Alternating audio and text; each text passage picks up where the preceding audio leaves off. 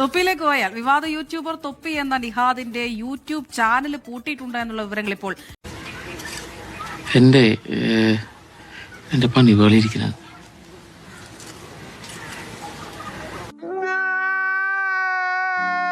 ലഭ്യമാകുന്നുണ്ട്. അശ്ലീല ദൃശ്യങ്ങൾ പങ്കുവച്ചതുമായി ബന്ധപ്പെട്ട് പോലീസ് നൽകിയ റിപ്പോർട്ടിന്റെ അടിസ്ഥാനത്തിലാണ് ഈ നടപടി. ഇമാതിരി ടീമിന് എന്റെ കൈ കിട്ടിയ ഞാൻ അടിക്കും, നല്ല ഇടിയിടിക്കും. നിങ്ങൾ എന്താണോ ചെയ്തോ?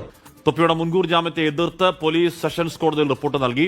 ഗൌരവ സ്വഭാവമുള്ള കുറ്റമെന്ന് പറയാണ് പോലീസ്. വിഷ്ണു മിസ്റ്റർ ദിഗംബരൻ, തുറന്നു പറയുകയാണെങ്കിൽ നാട്ടുകാർക്കെല്ലാം നിങ്ങളെപ്പറ്റി വളരെ മോശം അഭിപ്രായമാണ്. അതിനെനിക്ക് നിങ്ങളോട് സഹതാപമുണ്ട്. പക്ഷേ ഇനിയെങ്കിലും എല്ലാവരെയും കൊണ്ട് അതും ഇതും പറയിക്കാതെ ഒരു നല്ല രീതിക്ക് ജീവിച്ചൂടെ? വിഷ്ണു, പാരൽവേളിൽ നടക്കുന്ന എന്തൊക്കെയോ സംഭവങ്ങൾ എന്ന് കരുതി വേണം തള്ളിക്കളയാമായിരുന്നു. പക്ഷെ അതിനപ്പുറം ഇത്തരത്തിൽ ഉള്ള ദൃശ്യങ്ങൾ പങ്കുവയ്ക്കൽ, MDMA-യുമായി ബന്ധപ്പെട്ട ചില വെളിപ്പെടുത്തലുകൾ, പോക്സോ ലൈംഗിക പീഡനവുമായി ബന്ധപ്പെട്ട ചില വെളിപ്പെടുത്തലുകൾ. തനിക്ക് ഈ കണ്ടവന്റെ ആസനം താങ്ങുന്ന ഏർപ്പാട് നിർത്തി വേറെ വല്ല പണിയുണ്ടോ നോക്കുന്നില്ല. പറ, എത്ര രൂപ വേണം ഉള്ള കാലം ആണുങ്ങളെ പോലെ ജീവിക്കാൻ? പറ, എത്ര ലക്ഷം? പങ്കുവച്ചിട്ടുള്ള മറ്റു കാര്യങ്ങൾ, അതിലൊക്കെ നിയമവിരുദ്ധമായ കോണ്ടന്റുകൾ ഉണ്ട് എന്നാണ് പോലീസിന്റെ നിലപാട്. ആ ഒരു പശ്ചാത്തലത്തിൽ തൊപ്പിക്ക് ജാമ്യം നൽകരുത്, അത് കേസിന്റെ അന്വേഷണത്തിൽ. ഇനിയിപ്പോ എന്ത് ചെയ്യാൻ ഉദ്ദേശം? ചുമടെടുക്കാനാണോ അതോ പശുവിന് കറക്കാൻ പോകുന്നോ?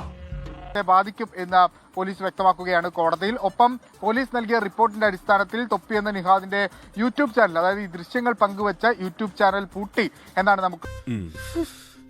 അരിയും മുങ്ങി, മണ്ണെണ്ണയും മുങ്ങി, മാസം തോറും കിട്ടണ പഞ്ചസാരയും മുങ്ങി. ഇപ്പോൾ ലഭ്യമാകുന്ന വിവരം, നിഹാൽ എവിടെയെന്ന കാര്യത്തിൽ ഒരു വ്യക്തത വന്നിട്ടില്ല. ഇനിയിപ്പോൾ സ്വാഭാവികമായും മുൻകൂർ ജാമ്യാപേക്ഷയിൽ ഒരു തീരുമാനമായ ശേഷമായിരിക്കും നിഹാലിന്റെ അറസ്റ്റ് അടക്കമുള്ള നടപടിയിലേക്ക് പോകുക. ആദ്യം എന്നാ സാറേ, ഒരു നല്ല ഡയലോഗ് പറയാൻ വന്നതാ, മറന്നുപോയി. അപ്പൊ ആ യൂട്യൂബ് തൊപ്പി തെറിച്ചു, യൂട്യൂബിന്റെ തൊപ്പി തെറിച്ചു എന്നാണ് വിഷ്ണു സുരേഷ് പറയുന്നത്. വർമ്മ സാറേ, നന്മയും തിന്മയും തമ്മിലുള്ള യുദ്ധമാണ് രാഷ്ട്രീയം എന്നതാണ് നമ്മൾ ഈ ജനങ്ങൾക്ക് സൗജന്യമായി വിറ്റ ഏറ്റവും വലിയ കള്ളം. യുദ്ധം നന്മയും തിന്മയും തമ്മിലല്ല, തിന്മയും തിന്മയും തമ്മിലാണ്. കർത്താവേ, മത്തായി ഇതാ വരുന്നേ.